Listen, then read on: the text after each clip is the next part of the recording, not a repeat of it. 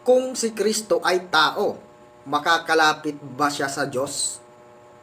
Well, katupa, ayon sa iyong napakagandang katanungan, kung si Kristo ay tao, makakalapit ba siya sa Diyos? Well, katupa, ganito po ang aking kasagutan, base po sa pag-aaral at pagtuturo ng banal na kasulatan.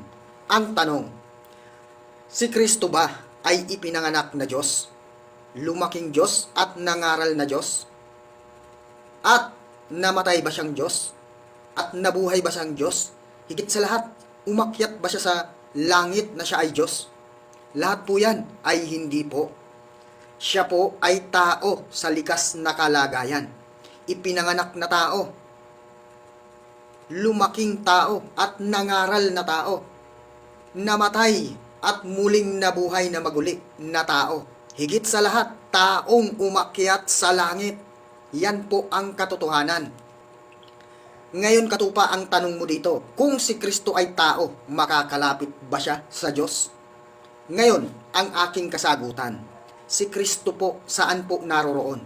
Hindi po ba't ayon sa pag-aaral ng banal na kasulatan, ay nasa piling siya ng Ama ng tunay na Diyos, nasa kanan, nasa luklukan ng Ama.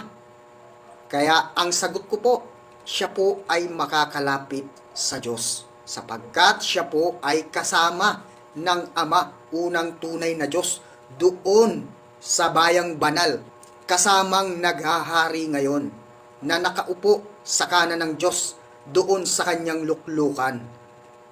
Napakalinaw po ang pagtuturo ng Biblia, na si Kristo po bilang tao sa likas na kalagayan, siya po ay makakalapit at kasama ng Ama doon sa kanyang luklukan, sa kanan, sa bayan ng Diyos, sa bayang banal.